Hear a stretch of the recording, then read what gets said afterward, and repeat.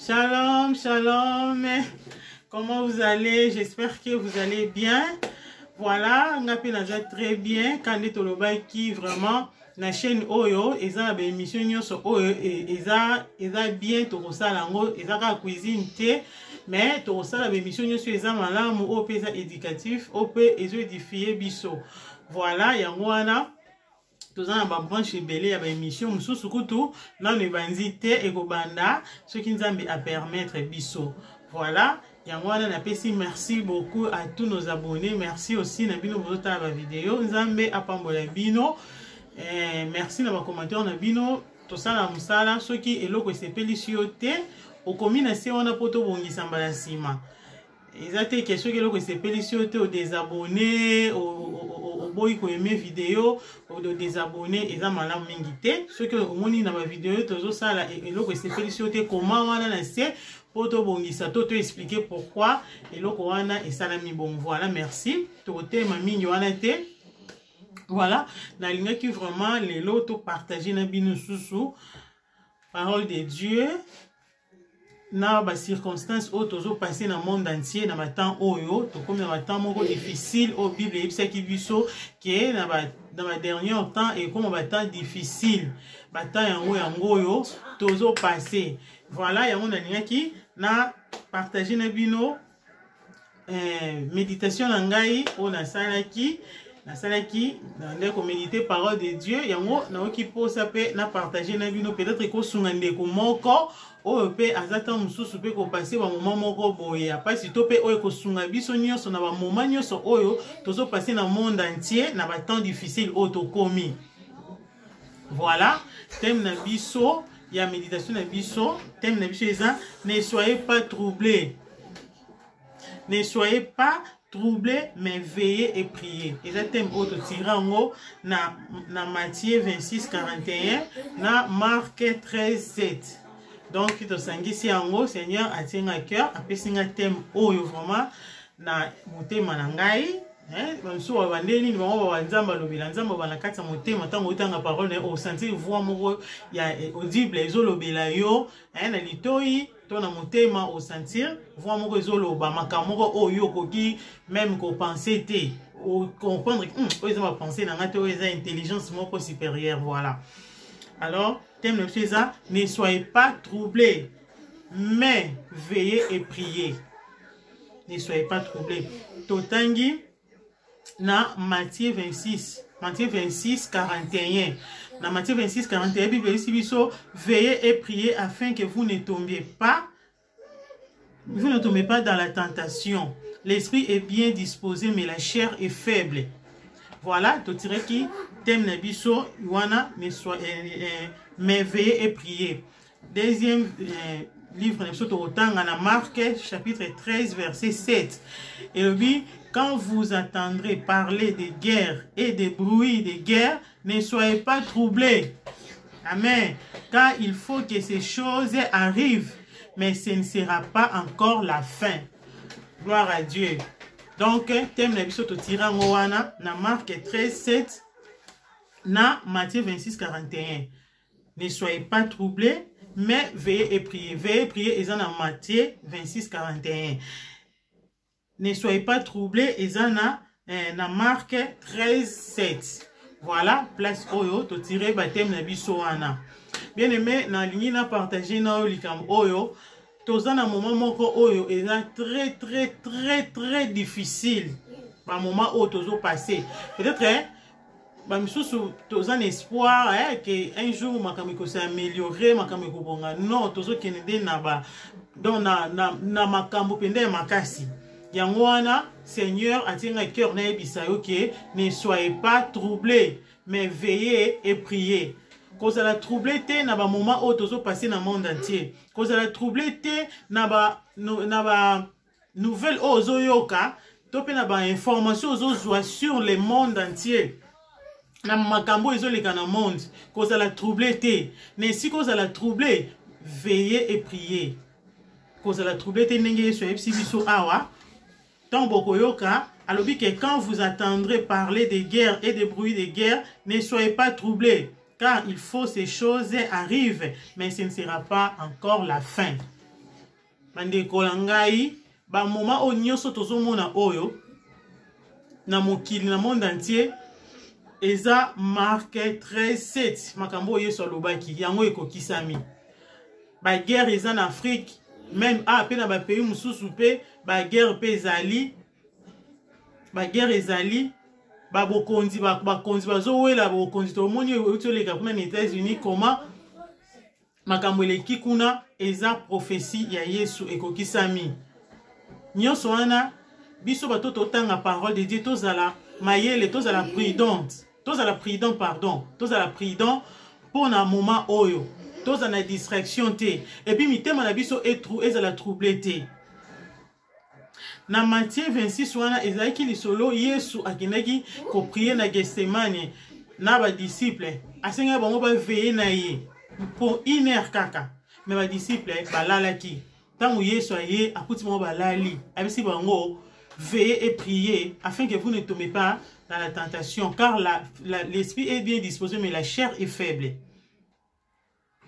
Pourquoi Yesu le ben bango parce que bande ko lala ba ko prier te zaki moment moko fort o Yesu bande ko passer pour ezaki temps oyo ba ki po ba kangaye tomoni à cause ya kolala pongi tomoni ndenge Pierre akomaki siko agir selon bomoto selon bonzoto tant bakangi Yesu Pierre akomi siko zwambeli po abunda lingi siko atelema po awela siko asana neti asa neti ke abunda po bakanga Yesu te mais ekomaki déjà trop tard Yesu déjà bakanga ki pourquoi ekomaki trop tard parce que Pierre abande kolala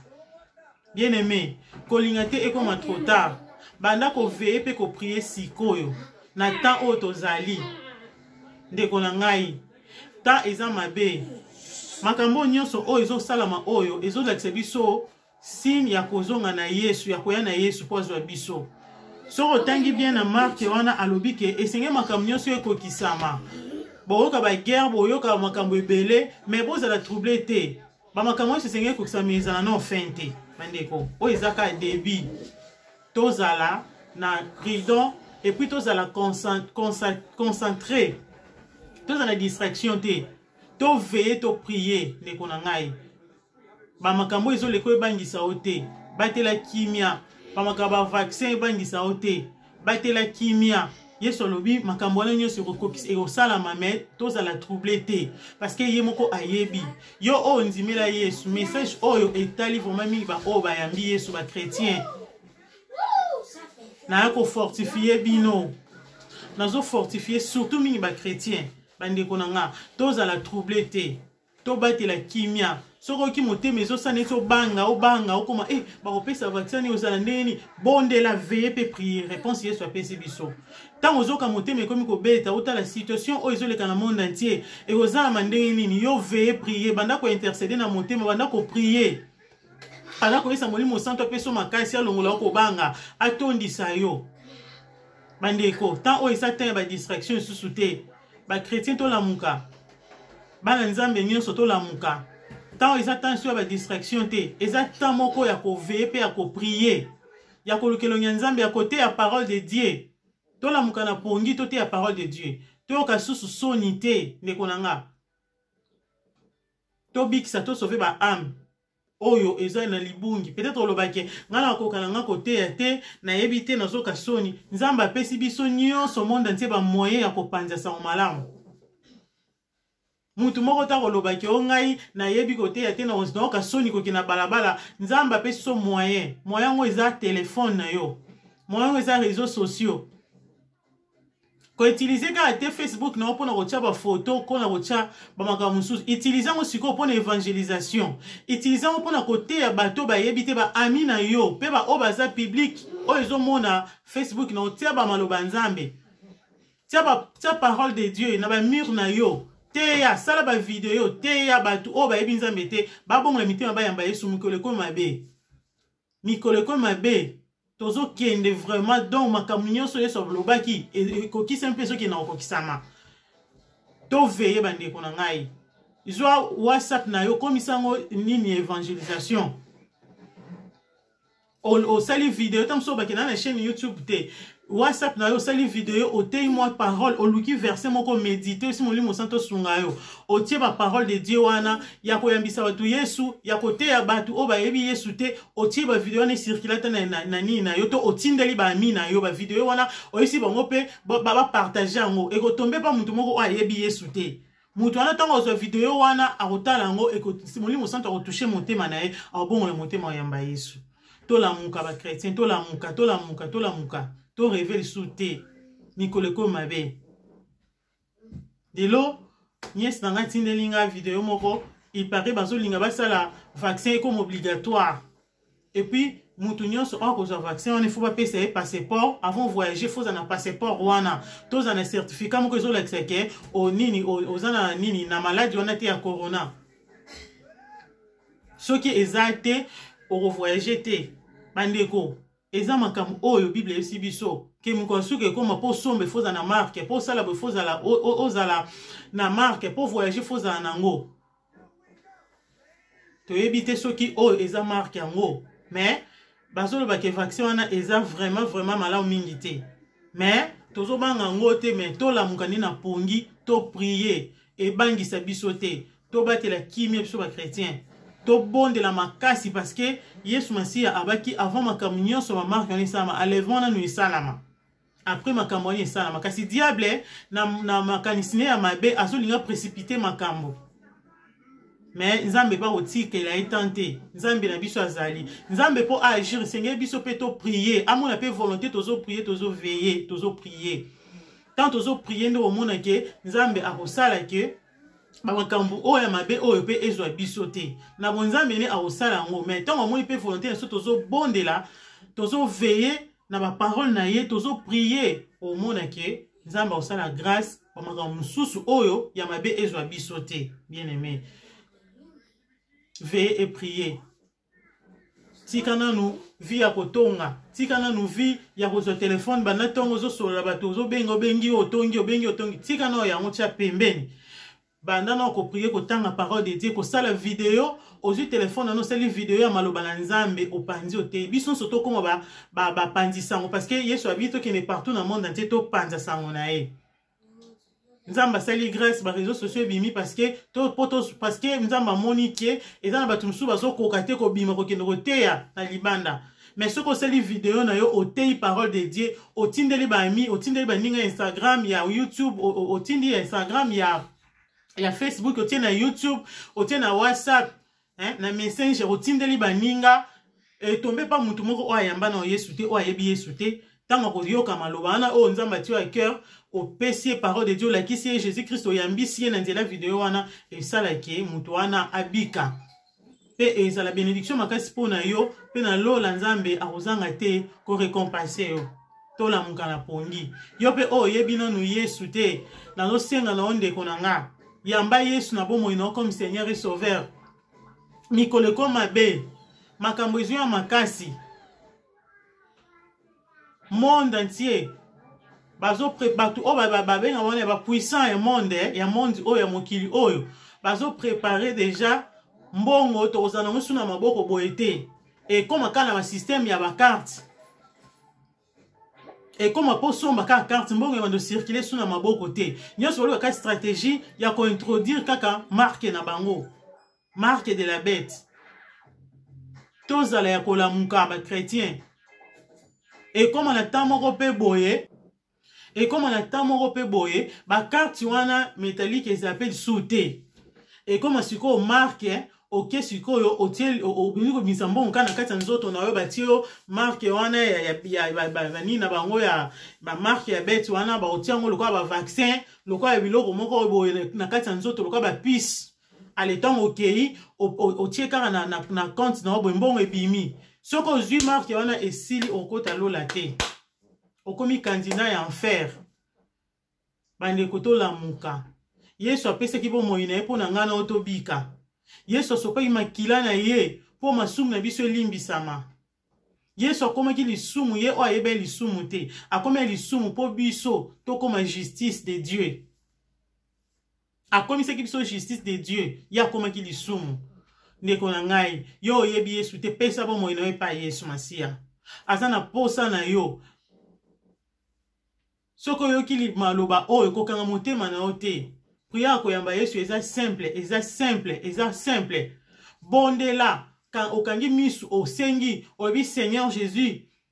na epai na yo natamisi bomoi na nga moko lelo na reconnaître que yo zali Seigneur pe sauveur na nga okufelaki nga na ekulusu nalingi okota na motema na ngai yo tambwisa nga limbisa mabe na nga nyonso nalingi siko nazala na yo natambola na yo koma Seigneur pe sauveur ya vie na nga eza mokuse Yesu akoya akoti kati na motema na yo tolamuka. Le temps est mauvais, le temps est très mauvais bandeko na nga tato comme lokwa ba prisonnier mutu to okoka suko voyager te okoka lisusu ko kotala bandeko na yo te bandeko nozo ko otala bango te po ani moyo kendeza te tozo mona lisusu te to sosola tani to ko bandeko nyoso oyo Satan zo préparer comment akoki ko détruire l'humanité comment ko détruire l'humanité to la muka bandeko na nga ba chrétien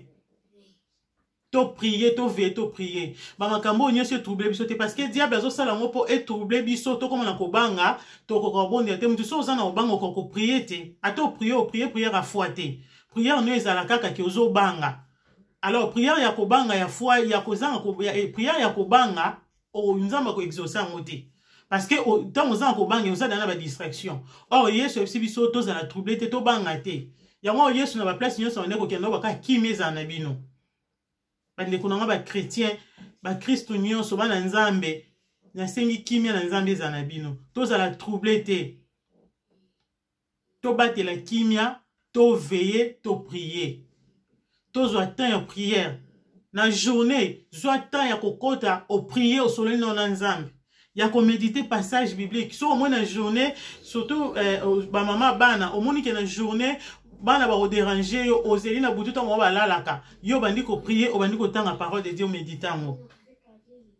topé na moyi tomba ki na classe topé na tango mo moni ke kimeza o bandi ko méditer parole de Dieu mikoleza mabe makambu oyo e bandeki lokwa ba je ezo continuer ezo ko s'empirer to la mukana pongi ba chrétien to banga te mais to veiller pe to prier mitema na biso ezala troublé te to batela kimia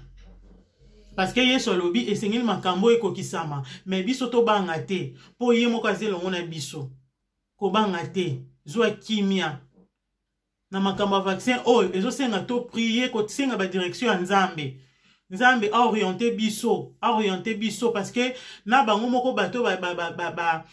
païen o ba créer ba vaccin o bango baza sûreté na ba vaccin na bango po ba yebi source ba vaccin wana et puis biso pe ba oyo tozo mona toza ba petit peuple tozo comprendre te mais molimo santu a éclairer biso a éclairer sur na nzela ya prière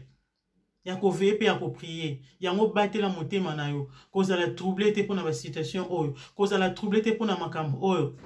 to pe situation oyo ezolekela na vie ndeko moko alobi na nga abi e bon ka makambo ngizeleka biso kaka na tourna biso to bandi ko bota to bali il faut beto ça la vie to mona pe bana na biso ndenge ba okola comment makambo kaka fin du monde na kaka na tana biso ndeko na nga fin du monde na ekokite mais soki olandi mokili oyo kaka obala obota ovanda diable kuna zozela ta zo préparer pour détruire l'humanité yango Yesu azolinga enlever église na ye po mabe oyo diable azo préparer église et subir yango te na olinga ovanda na mokili oyo obota obali ovandi ozolia ale vi na yo et baby okoti lola te diable ayena ba makambu na ye ya ko maltraiter ba chrétien ya ko persécuter ba chrétien plutôt allez okoka ko supporter te po ezana tana ba no ke o renoncer foi na yo donc oboya Yesu Na tango wana siko pasi eleki okoka kosomba te, okoka kokende hôpital te, okoka ko voyager te babi, soko boy Yesu ale bapesi yo marque wana okomo somba. Mais tango ozwi marque wana yeba okota na bokonzi ya Nzambe te. Siko pasi nyonso omonaki ya osala Nzambe eke ne pamba likola vie oyo. Bible lobi mutu esengo nini oza nango ke oganye nyonso mokili perdre âme na yo. Ngala ko préférer na kende avant toza enlever to kei ba kene sika to tika non likola bisenga mokili non bisenga o Yesu abombeli biso eza koleka ya kitoko koleka makambo mokili oyo yango wana ndeko na ngai kobanga te koyima pete bondela Yesu molimo santo a éclairer yo alakisa yo orienter yo na bango na 2013-14 si je n'ai pas oublié na salandoto wana ya enlèvement batu ba mati mukie batu batikali ebele batu ba oke kolela sango moko azaki place moko ezaki le roi ya mai alati ba bilamba ba sango balata ya noir wana batoji na bango ba noir ba sango balata batoji ba noir boy sango na mai batu ba oke kokange ba oyi ni père bikisa biso mai yango siko makila batu musu bazo miboma ba miboma à cause d'enlèvement salami batu musu bakomi komitia bambeli bazo miboma makile tondi na mai wana ba okekanga père wana pa mataki te atikalaki yepe siko bakange ni lamba tala bato ebele donc mokili ezalaki na déception moko totale molili kolela bandako bato bazali susu te bato bazokima donc ezalaki panique totale ndoto ntona sana mona lamuka nazo trembler na koka te nasaki kolenga tona lota ndoto wana Seigneur alakisaki nga enlèvement ndenge nini osalama bien aimé to racheter les temps les jours sont mauvais to racheter les temps mais na nyonso ezoleko etrouble biso te sokoki motema ne komokoma trouble okomi kobanga veiller pe prier bondela banda ko prier à tout moment veiller zaka te ke otanisi tongo ya kotala ya ko prier non veiller eza ato vandi ozo prier kati na yo na motema na yo ozo sambela ozo prier molimo santo simba konzima nanga pesanga makasi kotika ngai te sunga ngai na ratete na premier enlèvement sunga biso mabe komela biso te o rappeler nzambe parole na ye obaki biso ba otonzimelo tokozwa marque ya beti te obaki biso otonzimelo tokozana enleva va makambo nyonso salama Seigneur kokisa maloba na yo sunga ba chrétien ozo sambela pona ba chrétien nyonso ozo sambela pe pona bato ba yebi nzambe te ozo prier pe pona ba rétrograde bato ba bunga nzela bazaki na bandeki na bonzambe basuki na mokili ozo prier pe pona bango c'est ça veiller et prier ozo prier à tout moment ozo tambola ozo prier kati na yo ozo parler la langue ozo prier atoza na ndako atozo lamba atozo sukola ozo prier atana pongi olali la muki ozo prier na kati ya motema ozo yemba c'est ça veiller et prier ça te que une église obandi obeta banini butu mboyembe yembi titongo non wana eza veiller na biso bato oto créa pona akozala okota na moment moko boyena le créateur na biso nzambe Yesu Masia obondela kokota a contact na ye totali ke totika na bandaku tozala esika moko to sacrifier nuit oyo na prière na présence ya nzambe mais esuki wana te veiller et prier Yesu azoloba a eza ko veiller na mitema ko prier na kati ya mitema ko prier na kati ya mitema. Tant ozo prier na motema, c'est ça veiller et prier. Ozo prier nyonso. Ezalo ozo tambola. Ezalo ki oteka. Ozo na musala. Ozo intercéder na kati. Pe ozo ko mibatela na maloba. Ozo veiller na maloba na yo. Ozo veiller na misu na yo. Ozo veiller na entourage na yo. Olingi te ki osali sumu moko to okweya. Non. Ozo concentré. Ozo connecté na Saint-Esprit. C'est ça veiller et prier. Donc, on prier à tout moment et puis qu'on veille dans l'entourage na yo, na ba parole na yo, na ba pensée na yo. Na ozo yo, kana ozo tala, olo oni ozo tala. Luko tala makambo malamu, luka oyo ka makambo bien, luka oloba makambo oyo. Zo pesa nzambe lokumu kuna na motema ozo prier. C'est ça. Bien aimé, tous à la troublé te na ba situation oyo na moment oyo toza nango. Eza moment moko oyo. Peut-être même sou bazo kanisa ke et aussi la ka un jour. Mais selon ndenga na omona makambo ezokende bazo créer ngo bato bomo bazo créer situation oyo etika la bongo po ba kotisa siko ba nouvel ordre na bango ba nouvel ordre mondial Bakota nouvelle ordre mondial na bango ali ba imposer siko batu eza la monnaie moko église comme moko bible ba ko changer ba ko livre mususu ko adorer mutu donc makambo ya grave yangwana ebangisa yo te eza maloba o yeso lobaki makambo esengeli ekokisa mamite na biso eza la troublé te bandeko et comme même na misala boye ba komi ko obligé faut en la vacciner to éviter comme compliqué mais to za la troublé te to garder mitema na biso to veiller pe to prier to zoka tomber aux connexion à Saint-Esprit parce que yenda yebi nyoso makam nyoso zo le kanzamba na contrôle nango et loko moko te échapper na contrôle na nzamba za na contrôle ya makam nyoso zo le ka siko biso ba oya ye to se connecter na ye to tuna ka ye to bondela to continuer kozala na intimité na ye to zala connecter na ye a orienter biso nini oto ko sala na moment oyo en tout cas ndeko na bondeli longo la distraction zala vraiment connecter na nzambe zala connecter vraiment na nzambe et ça très important ndeko na ngai tant oza connecter na nzambe molimo santu ako révéler yo makam o eza caché ako révélo ako peso ba orientation ba directive makam nino ni okoki ko sala na temps otozali nyonso yeso lobaki ekokisami ba trouble si bandi e banda kutukala ya ba guerre e banda ba konzi bazo wela ba poste nyonso wana déjà kutu na ba mboko to ndimaki te ko salama ekomi e salami to ye bango eza prophétie o yeso apesaki na Marc 13 verset 7. Mais abaki to za la troublé te parce que fin non le comité voilà les konanga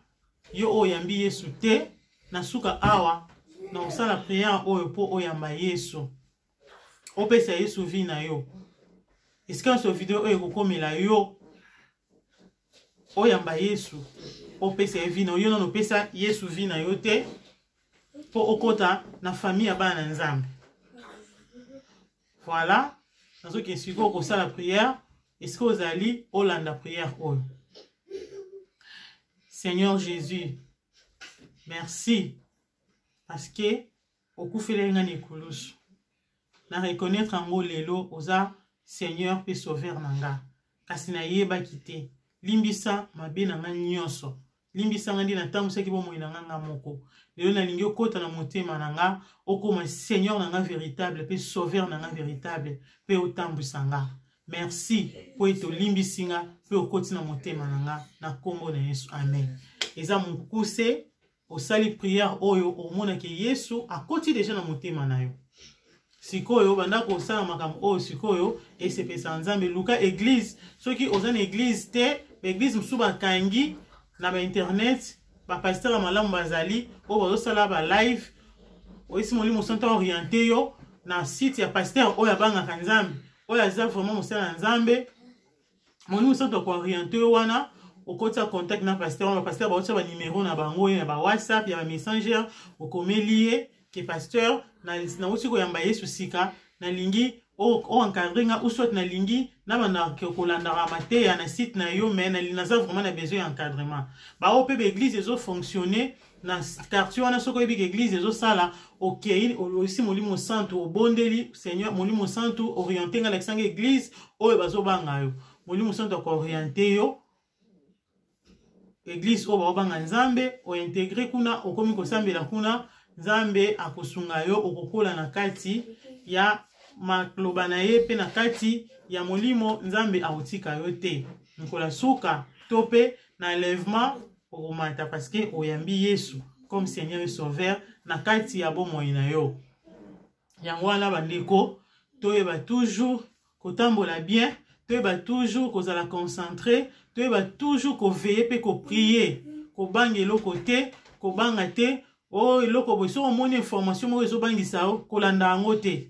et troublé au te parce que Bible bito ba te mitema biso koleka makambo nyonso kolanda information na te yo bondela soko ki ba makambo e ba vaccin ba boyo troublé prier kozala troublé te batela kimia Yesu azana biso atiki biso te to comme ba évangéliste biso nyonso tout na ba réseaux sociaux parce que tant ezama la muté au sali vidéo au tei moi muke o exhorter allez au sali prière ko yambisa mutu batu Yesu otindi yango na baninga otindi na bamina yo peut-être ezana bamino musu ba yebi Yesu Masiya te ba yamba ye comme Seigneur Sauveur na yebi ke batu musu baloba ke moi ça te arrêté na église nde au côté le matin OK ne toté ande baloba ka mais na yebi te ngana za contre wana te ke moi ça te arrêté pour molimo santu aza mobali ta za moi cité mais ngai eloko na lobi ke tous comme évangéliste na kati ya ba site na biso po bato bakina ko évangéliser mingi na banzela ezara mingi ba basi tant que évangélisation ezara te ke bolobaka au moins ça te boyeboyete biso no soto kenda mais sur comme likambo église bo pesi verset biblique ezama bete na côté ma parole de Dieu te mais to comme évangéliste na ba réseaux sociaux sala prière tanga parole tinda message moko epa bande baninga na yo osaleli bango prière ko yambisa bango Yesu pe o exhorter moi muki ata 5 minutes au partager et comme la bande ko ba yebi Yesu te ba pesa vie na bango epa Yesu Masiya nzambe apambola bino tozana kimia mitema na biso ezala troublé te molimo santu ana contrôle ya nyonso to veiller to prier et mitema na biso ezala troublé te kimia molimo santu kimia Yesu Masiya ezala mitema na biso na mabota na bino bobondela mingi parce que temps ekomi mabe makasi metozo banga te po Yesu Masiya aza na biso aza Seigneur na biso pas aza Sauveur na biso asa ebisa biso ngo d'avance que mikolo ekokoma mabe mais to banga te tozala troublé te pe ayebisi biso kuna na Matthieu 26:41 que veillez et priez. Dans Marc 13:7, ça le dit que votre cœur ne se trouble point.